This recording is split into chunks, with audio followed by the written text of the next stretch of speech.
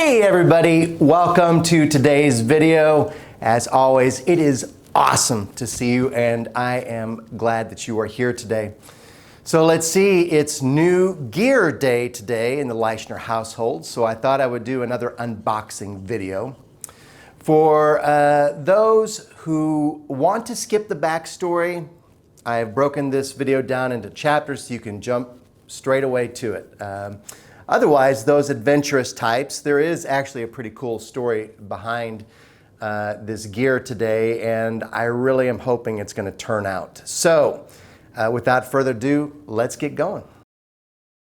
2005 was an interesting year for me. I was living in Austin, Texas at the time and had just released my second solo album. Given that I had just poured my heart, soul, and wallet into the release of that album, I made the ambitious decision to front my own band as a guitarist and lead singer. Yeah, I know. If anything, I tried. I'll talk about my beloved Austin band another day, but one of the things to come out of that experience was the gear I purchased to make gigging a reality. I bought my favorite electric guitar, which is a black PRS Custom 22. I also purchased an orange Rockerverb 50-watt tube head amplifier and an orange 4x12 cab, which was loaded with Celestion Vintage 30 speakers. So what drew me to orange? Well, it had to do with some bad luck with Marshall at the time. I bought two different Marshall combo amps, very expensive, and each of them sounded awesome, but they rattled. I could not record with them because the wood of the cabinets rattled so much, and I didn't even have them cranked. So I tried one of the other English amp makers, Orange. Plus, I've always dug their late 60s vintage look and vibe that the company proudly displays. I absolutely adore the sound of that head and cab combo. It just did it for me. Sparkly cleans, great crunch, dirty distortion. There were two problems with it though. The first was the weight of the 4x12 cab, which I kid you not, is 110 pounds. So imagine lugging that thing around. The second was the volume of the amp itself. It was really loud, which, at the time was necessary in order to compete with the drummer. Well, sadly, I ended up selling it a few years later once I moved to Dallas. I wasn't gigging guitar anymore. It was so freaking loud, and it just didn't make sense to keep it. I hated doing it, but I needed the money for other gear. Fast forward 15 years to, just a few weeks ago. Lately, I had been wanting a small amp to keep in my house for practice and for fun. A couple weeks ago, I learned about Orange making a solid-state amp called the Super Crush 100.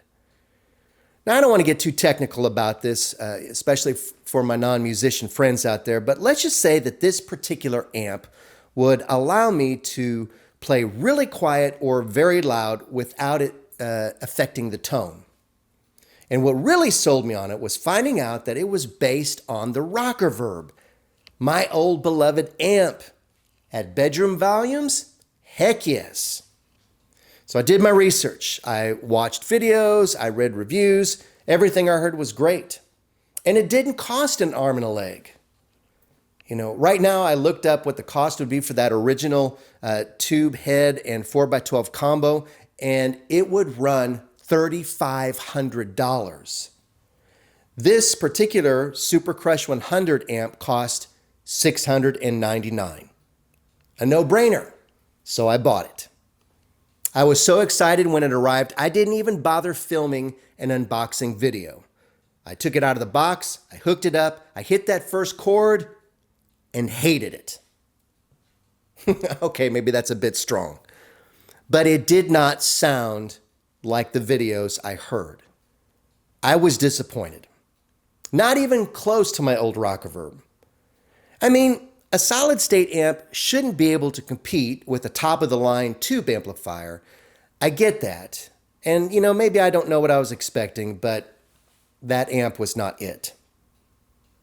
The next morning I was watching a review video of the Super Crush 100. Maybe, there was something in the settings, I don't know. But this guy played the amp I purchased, and he played it as is, and it sounded just as boxy as mine. But then he played the amp through an orange 2x12 cab loaded with Celestion Vintage 30 speakers. And oh my gosh, that was it. That was the tone.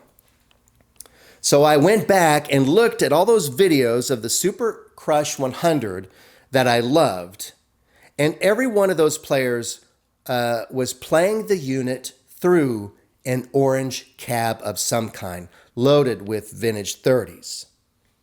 The one exception, and this is kind of crazy, is that I heard some reviewer playing through an orange 2x12 cab, and it just didn't sound as good.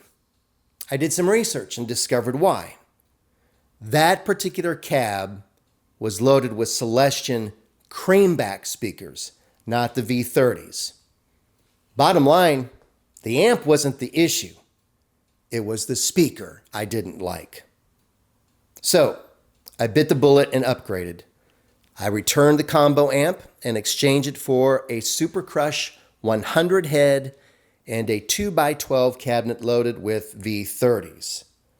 I almost bought the 4x12, but thankfully, reason got the better of me. My theory and hope, and please, Lord, let it be, is that this combo will quench the need for the sound that I have in my head and will get close to what I had in Austin. All right, let's test it out. I'm going to start with the dirty first. We'll see how it sounds. Of course, this is through my lapel mic, so it's not a recorded sound. It may sound like crap through there, but we'll figure it out if it's good or not.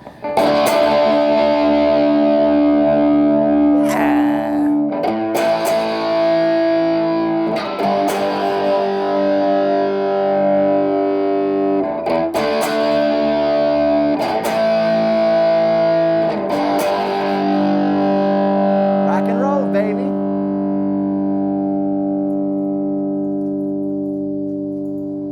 Man, already a huge difference, huge upgrade. I'm gonna have to do some tweaking with the sound and stuff, but man, this cab makes all the difference in the world.